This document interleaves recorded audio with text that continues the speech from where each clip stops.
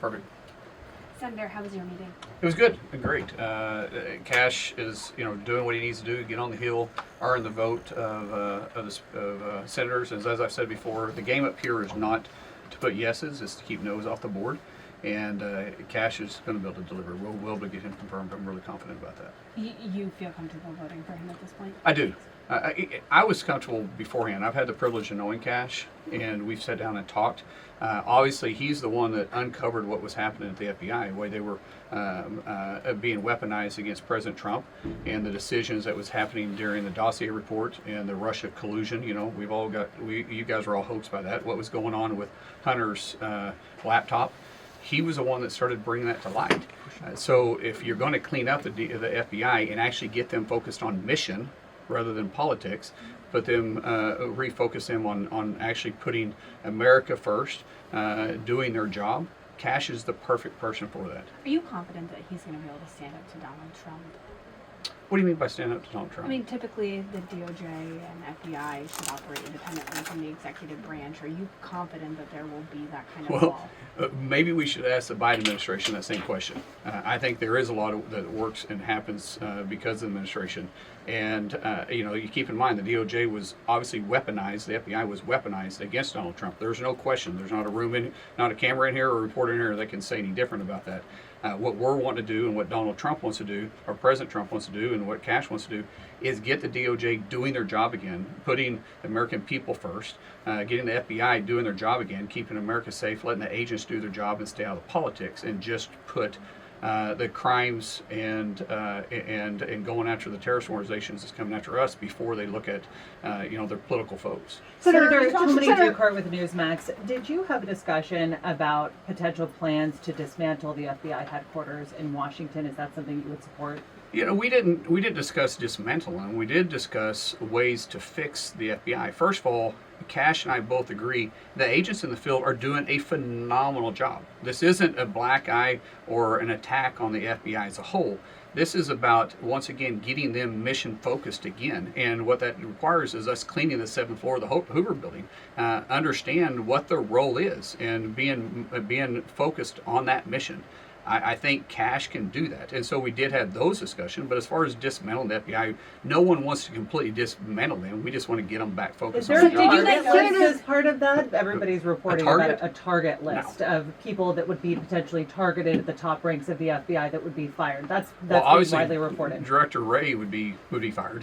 I mean, that's obvious, but as far as a list of people, no. And I don't think anybody can actually do that. From somebody that used to buy a bunch of companies and try to get them turned around and get them profitable again, you don't go in there and just clean slate. You go in there and you interview the people, figure out where the problems are, and you get rid of those and keep the good ones. On FBI whistleblowers, there have been a ton of protected disclosures that have already gone to the House Judiciary Committee. Are those going to be addressed as far as their concerns with the 7th floor as well as with ASACs? We're talking about working with the whistleblowers themselves? Yes. I would imagine that you've seen the House work really close to the whistleblowers. You saw what came out of Jason Smith's committee, Chairman Smith out of Ways and Means. I think there's going to be continued working with those whistleblowers. They need to, first of all, their identity should be protected. We want to hear what they have to say, and that'll be part of the process of getting the FBI turned around and get them back focused on what they're doing. In your opinion, what are Democrats getting wrong here? They're saying, let me go right here. Go ahead. What are Democrats getting wrong? They're saying he's a conspiracy theorist. They're saying he's totally out of the mainstream. What are they missing in your opinion? It's interesting because everybody that's come forth, they continue to use as some type of reason why they can't. You're not qualified to serve, right? They came after Tulsi Gabbard, trying to call her a Russian agent. Come on, give me a break. She's a lieutenant colonel in the United States Army. They come after Pete, saying he's a misogynist, and you're just like, come on, guys, give me a break. At the same time, they're not looking at the own nominations that's been put in place by Obama or by Biden. I mean, you got Pete Buttigieg, he was really qualified to be the Department of Transportation. You have some really questionable individuals that had some questionable reputation on their nominations. I think the Democrats they're going to continue to try to find somebody that they're going to go after. Senator, Who some are of you the referring to? Were there any discussions about what kind of investigations Cash Patel would prioritize at the FBI, especially investigations into people who have launched investigations over the past few years into Trump and some of his No, we allies? didn't talk about that at all. What we did talk about is some of the issues we're facing in Oklahoma with McGirt, and some of the issues we're facing around the country with drug trafficking, and also human trafficking, and kind of looking at how the agencies can be utilized better, rather than everybody kind of having a little piece of pie, but actually paying attention to what the DEA is focused on, what the FBI is focusing on, what the other agencies are focusing on, and how they can start becoming mission central. And that's really going after the crimes that are facing us today, working hand in hand with ICE, and then looking at the organized crime that's been caused by our open border. Those are a lot of conversations that we discussed the whole time we were in there. Did you Senator- guys talk at all about? Just to follow up on the question about the FBI headquarters, there is the issue of moving it to Virginia or Maryland. Does he have any stance on that, and what would be best for the FBI? We didn't discuss that, but I'd support it. I think a lot of these agencies, a lot of these federal agencies, I don't care if you're talking about the FBI or the other agencies out there, I think there's a reason why we need to be looking to move them out of Washington, D.C. I'd say just one thing, for instance, politically speaking, does Washington, D.C., does it vote like the rest of the people? Because that's why it's been weaponized. You look at it, the last 3 elections we've had, well over 90% of D.C. has went for the Democrat Party. If you're saying that, how can you keep an unbiased opinion out of these agencies? And we want the agencies not to be politicized. We want the agencies to be focused on the American people. I don't care what agencies you're looking at. And if that requires us moving them out of Washington, D.C., then that's exactly what we need to be doing. Yes. Senator, I want to ask you, did you guys I'll talk get to at you all next. about potential pardons for? No. We didn't talk about pardons at all. He didn't talk about if he was supportive of that. Never even was brought up. Did he? Senator, You mentioned about firing Christopher Wray. Why don't you think he should serve out his full term?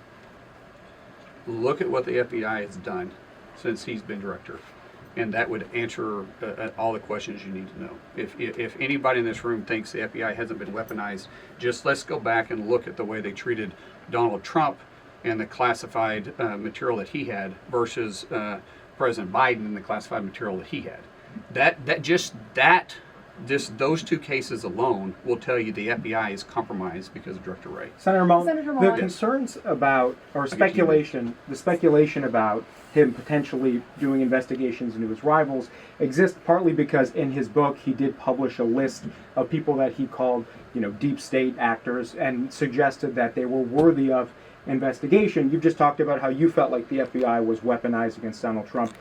Is there a concern that if he were to do that, investigate? You talking about the names that were in the index? Yeah, that Yeah. he published under that list. Well, I mean, Wouldn't that be doing the same thing? What I'll go back to the same thing is that he was exposing what was happening in Washington, D.C. and what was happening at the FBI headquarters. I'll go back to what I said when I first walked in the room. You remember, Cash is a person that exposed what was actually going on. And with the dossier report, with the Russia collusion, with Hunter Biden's computer. It was Cash that exposed that. Now, to say that he's going to weaponize anything, I would totally disagree with that. The only party that's weaponized the DOJ and the FBI has been the Democrat Party. President Trump did not do that in his first term, so what makes you think he'll do it this time too? Yes. President-elect Trump has such an ambitious agenda and so much that he's asking from the U.S. Senate. I think Senator Cornyn earlier today talked about how you guys are going to have to balance that with some of these nominations that could take some time. And he sort of asked, Trump has to decide how much political capital he wants to put on some of these nominees that could be a struggle, could have really, really tough hearings. I mean, are you thinking about that? Like, some of them, these hearings could go on, the FBI investigations could go on and on and on.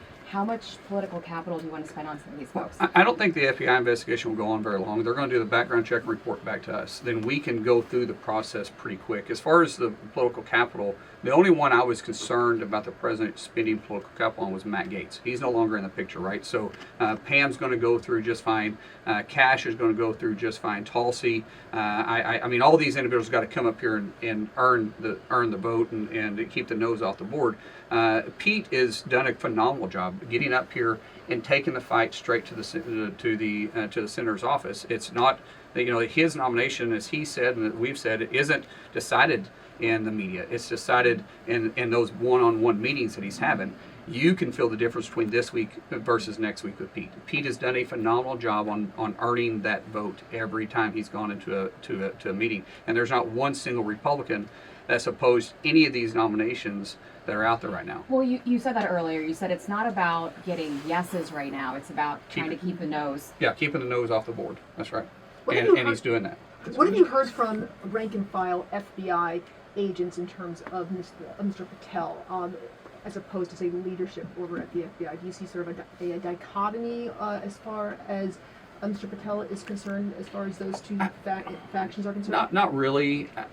Some of these noms out here, they're just not as known to to maybe the senators, and so that process is taking a little bit longer. You look at Mike Waltz, right? Mark Waltz is known by the people up here in the Capitol. You look at Marco Rubio, that he's known up here, and there's no issue really going on there. It's these individuals they're just not as, the senators just were not as familiar with them. I have been fortunate that most of these nominations I know these individuals well, so I feel like I've got a unique seat here. But the rest of it is just that process. We take oversight very, very serious in the Senate. If there's one thing that we actually do well, it's the oversight side of it. And I think every senator is taking that responsibility like they should, extremely serious. Along those lines, Give I us- do want to ask about the FBI background Yeah. checks. There was a period of time where it wasn't clear if those were going to happen or not. What happened? What changed? Well, I don't think there was ever a question if it was going to happen. Is this one thing that we want to know is, can the process be done in a timely manner? What we didn't want is the FBI to drag their feet on this, as we've had issues with the FBI politically speaking, and we didn't want them to drag their feet and make this a long, drawn-out process for the FBI checks to come through. And so what we said is, all right, we'll give you the opportunity, but if you start dragging your feet on these individuals, and you start dragging like Cash out, or you start dragging Pete out, or you start dragging Tulsi or some of these other ones out, and you're not getting back to us in a timely manner, then we're willing to go around that.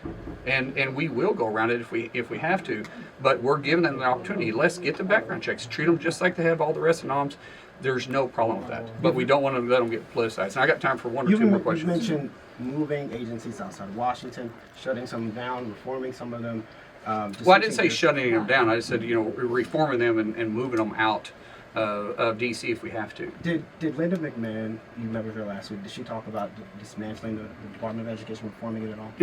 Reform, absolutely. Dismantling, no, but reforming the agencies, what they're designed to do, and what their mission was originally and what they're doing today, I think all these federal agencies need to have a hard look at. The American people were very clear about that in the election. They gave President Trump and they gave the Republicans a mandate that they want government to start working for them and not working for a party. We are very serious about that. So every one of these agencies need serious reform. What that reform looks like will depend on each appointment and working with the administration and obviously working with the Senate.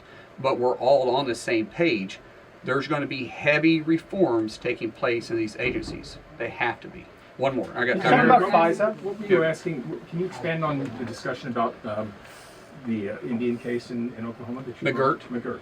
Yeah. So he wasn't really familiar with McGirt to the extent, which is most people aren't. Or Alex, I mean, if you go around and you look at this room, very few guys are like, "What is McGirt?" Well, it's been an issue in Oklahoma, and it dealt with a Supreme Court case. Kavanaugh had a interesting ruling on, and the way he described the reservation line still existing, and there was a lot of unknown that's taken place. Since then, a lot of crimes have been going unnoticed and unpunished. The FBI, who has jurisdiction with the local tribal police, has just been overwhelmed. And we've only been able to focus on some of the most heinous crimes, but there's still a lot of crime going on. And then with the lax drug rules that we have in Oklahoma when it comes to marijuana, and legalizing medical marijuana, we've allowed a lot of organized crimes to come in. We had a pretty in-depth conversation about that and how we could use some help in Oklahoma with that. I'm not saying the FBI has not done what they could, but they've done what they could with the resources they've had. I think those resources need to be looked at, and he's committed to work with us on that. Guys, thank you for your time. I appreciate it. Thank Thank you. you. Appreciate it. Thanks, everybody. Appreciate the time.